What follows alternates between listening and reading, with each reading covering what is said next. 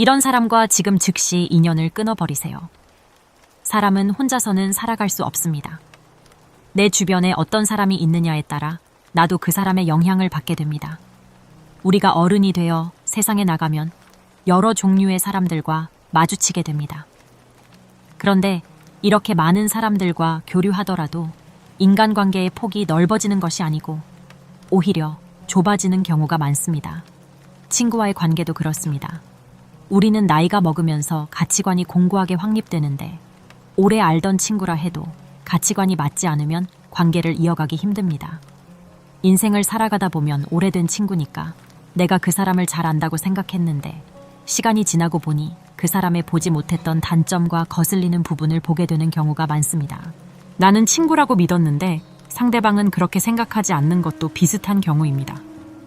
내가 친한 친구라고 생각하는 사람일지라도 오래된 친구라는 이유로 무조건 참아주고 용서하다 보면 결국 큰 손해를 입게 되는 경우가 허다합니다.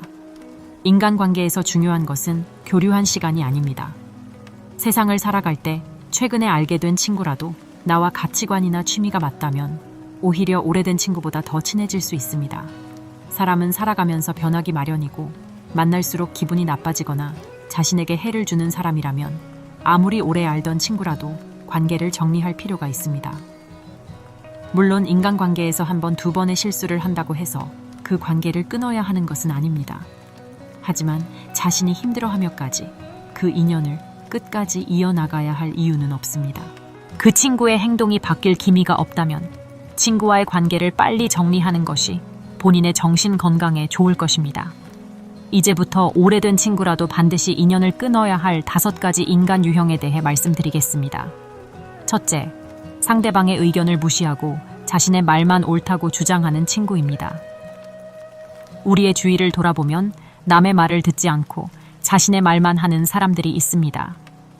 남의 말은 기본적으로 틀렸다고 생각하고 상대방의 말이 아무리 옳더라도 귀를 틀어막고 자신의 주장만 주구장창 늘어놓는 사람을 말하는 것입니다. 사람들은 이런 사람을 독불장군이라고 부르곤 합니다. 이런 사람의 특징은 대화를 하나의 경쟁으로 보고 사소한 이야기를 할 때도 자신의 말이 절대로 옳다고 주장합니다. 또한 상대방과 대화를 할 때 상대방을 가르치려 드는 경향이 있습니다. 이런 사람을 보면 일상적인 대화를 하면서도 선생님이 학생에게 수업을 하듯 합니다. 또한 다른 사람의 이야기를 경청하기보다는 다른 사람에게 교훈을 주는 것을 좋아하고 필요 없는 충고를 계속해서 하려고 합니다. 그 사람의 말을 들어보면 상대를 위한 진심 어린 조언이라고 느껴지지 않는 경우가 많습니다. 그리고 누군가 자신의 의견에 조금이라도 반대하는 말을 한다면 굉장히 예민하게 반응하고 화를 냅니다. 그 사람이 그렇게 예민하게 반응하는 이유는 심리적인 측면에서 보면 내면의 자신감이 부족하기 때문입니다. 항상 남들보다 앞서야 한다는 압박감을 가지고 있으며 대화를 소통의 수단이 아닌 경쟁으로 바라보기 때문에 승부욕을 가지고 상대방을 꺾으려 하기도 합니다. 이런 사람과 함께 있으면 항상 그 사람의 생각을 나에게 강제로 주입하려는 느낌을 받습니다. 그렇기 때문에 그 사람과 대화를 이어나가는 것이 부담스럽습니다. 이런 사람은 이건 다 너를 위한 거야 라는 말을 하기도 합니다. 이 말 속에는 자신의 지식과 우월감을 과시하고 싶은 마음이 숨어 있습니다. 이런 유형의 사람은 자신의 주장을 절대 굽히지 않으며 상대방과 협력하거나 타협하려고 노력하지 않습니다. 자신의 의견과 행동 방식이 최선이라고 믿기 때문에 상대방이 무조건 자신을 따라야 한다고 생각하는 것입니다. 인간은 사회적 동물입니다. 그렇기 때문에 무인도나 벼고지 같은 곳에서 고립되어 살아가지 않는 한 반드시 주변 사람들과 협력하며 살아야 합니다. 그럼에도 불구하고 상대방의 의견을 무시하고 자신의 의견만 옳다고 주장하는 사람은 우리 주변에 꼭 있는 유형입니다. 단순한 인간관계라면 사람끼리의 관계가 멀어지는 걸로 끝나지만 이런 성향을 가진 사람이 어떤 단체나 집단의 팀을 이끄는 지도자나 리더가 된다면 팀의 방향성이 좋지 않은 방향으로 흘러갈 가능성이 굉장히 높아지게 됩니다. 작게는 팀에 있어서 금전적인 손해나 팀의 구성 유지에 부정적인 영향을 끼치게 될 수도 있습니다. 그렇기 때문에 이런 유형의 사람과는 되도록이면 멀리 하는 것이 좋습니다. 둘째, 자신의 능력을 과시하는 것을 좋아하는 친구입니다. 오래 알던 친구 사이라도 나이가 들면서 생활 환경이 바뀌고 경제력이나 사회적 지위에서 차이가 생길 수 있습니다. 진정한 친구라면 친구의 경제력이나 사회적 지위에 상관없이 친구를 존중하기 때문에 어떤 상황이 닥쳐도 그 친구를 한결같이 대할 것입니다. 이런 친구와는 달리 자신의 능력을 과시하는 것을 좋아하는 친구가 있습니다. 과시하는 것을 좋아하는 사람들은 다른 사람에게 인정받고 싶어 하는 욕구가 강합니다. 그렇기 때문에 자기 자랑을 하지 않으면 이 욕구가 충족되지 않는 것입니다. 물론 대화를 하다 보면 한두 번은 자기 자랑을 할 수도 있습니다. 하지만 상대방의 이야기는 전혀 듣지 않고 매번 끊임없이 자기 과시와 허세를 부리는 사람의 내면에는 열등감이나 컴플렉스가 있을 가능성이 높습니다. 자신의 결핍이나 과거에 인정받지 못했던 것들을 상대방에게 자랑함으로써 자신의 열등감을 스스로 회복하고자 하는 심리일 것입니다. 이런 사람들에 대해 과시하는 것을 공감해주고 호응해주는 사람이 있다면 자기 자랑이 점점 더 심해질 수 있기 때문에 아예 반응하지 않는 것이 가장 좋은 방법입니다. 하지만 그러기 힘든 상황이라면 상대방이 자랑할 때 맞장구나 공감을 해주지 말고 이야기를 듣고 있다가 자연스럽게 이야기 주제를 다른 쪽으로 돌려보는 것은 어떨까요? 상대방에게 자기 과시가 과하다고 직접적으로 말하지 않더라도 어느 정도 눈치가 있는 사람은 상대방도 자신의 과시가 지나치다고 생각하고 자중할 것입니다. 셋째, 열등감을 갖고 있는 친구입니다. 우리는 어렸을 때 함께 놀았던 친구라도 나이가 들어 사회에 나가면 삶의 조건이 바뀌는 경우가 있습니다. 재산이나 사회적 지위 같은 것이 삶의 조건을 결정하는 중요한 요소입니다. 열등감을 느끼는 친구들은 항상 자신보다 나은 상황에 있는 친구들을 자신의 상황과 비교하고 질투하는 경향이 있습니다.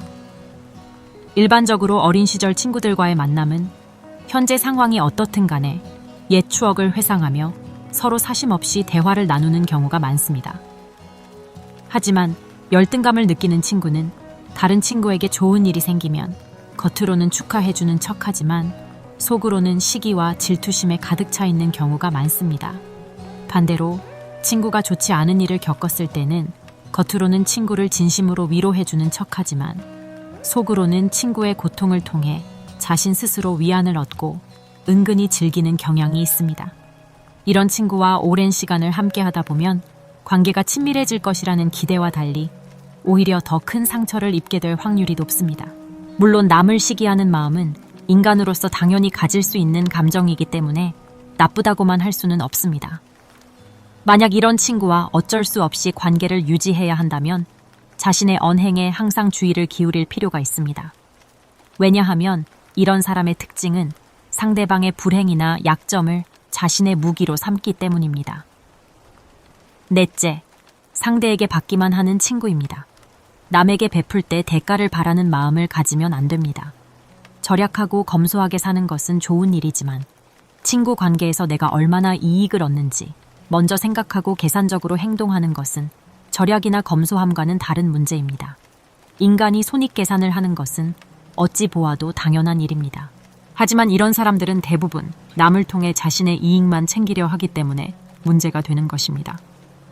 예를 들어 자신보다 친구가 경제적으로 조금 여유가 있다면 상대가 나보다 돈이 많으니 당연히 더 많은 돈을 써야 한다는 잘못된 생각을 가지게 됩니다. 물론 마음이 통하는 친구에게 배려와 양보를 하고 더 베풀 수는 있겠지만 세상 어디에도 당연한 것은 없습니다. 감사함을 모르고 그저 자신의 이익만 추구하려고 하는 이런 친구는 상대가 밥을 살 때조차 간단한 감사의 말 하나 없이 지나칩니다. 하지만 자신이 밥을 사는 날이면 생색내기 바쁩니다. 이런 친구는 내가 어려운 상황에 처했을 때 도와주기는커녕 무시할 가능성이 높습니다. 어려운 상황에 처해 있는 친구에게 어떤 도움을 줄 수 있는지 생각하기보다 내가 이 친구를 통해 더 이상 얻을 것이 없다고만 생각할 것입니다. 베풀 때 순수한 마음으로 베풀지 않고 항상 손익을 먼저 고려하는 친구는 지금이라도 멀리해야 합니다. 다섯째, 거짓말하는 친구입니다. 우리 주변에는 거짓말을 상습적으로 하는 사람들이 있습니다. 이런 사람들을 보면 거짓말을 하는 게 습관이 아닐까 의심이 들기도 합니다. 사람과 사람 사이의 관계에서 신뢰는 기본 중의 기본입니다. 그러나 거짓말을 자주 하는 친구에게 신뢰는 중요한 가치가 아닌 것처럼 보입니다. 이런 유형의 친구는 자신의 이익을 위해 그리고 자신의 낮은 자존감을 감추기 위해 상습적으로 거짓말을 하는 경우가 많습니다. 거짓말을 듣는 입장에서는 굉장히 화가 나겠지만 상대방의 거짓말 습관을 내가 고쳐주기란 쉽지 않습니다. 그래서 친구의 거짓말 습관을 바꾸려 들기보다는 친구의 거짓말로부터 나를 지키는 방법을 알아야 합니다.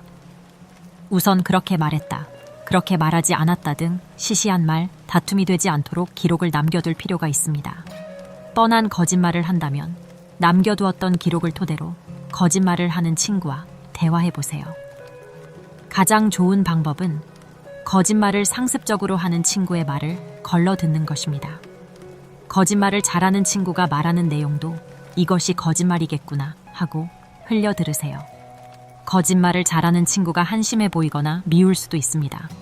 거짓말을 자주 하는 사람을 정신의학적으로 보면 정신적으로 미숙한 사람이라고 합니다. 이러한 친구를 측은하게 여기고 이 친구가 하는 거짓말을 걸러서 들을 줄 알면 크게 문제될 것은 없을 것입니다.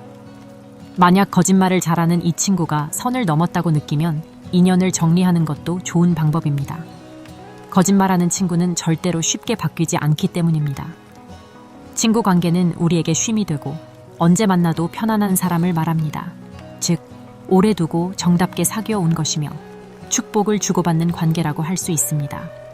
그래서 친구는 수용과 신뢰, 존중을 바탕으로 함께 즐거움을 공유하고 도움을 주고받는 인생의 동반자입니다. 하지만 어떤 친구는 우리에게 맹독과 같은 나쁜 영향을 미치기도 합니다. 구독자 여러분들이 생각해 보셨을 때 나에게 악영향을 미치는 친구를 내가 어느 정도 허용할 수 있겠다고 생각하신다면 친구와 인연을 이어나가시는 것도 좋습니다. 그러나 과감하게 인연을 끊어야 할 순간이 올 수도 있습니다. 나에게 나쁜 영향력을 미치는 친구에게 휘둘리는 시간에 새로운 좋은 인연을 만드는 것이 인생에 더 좋습니다.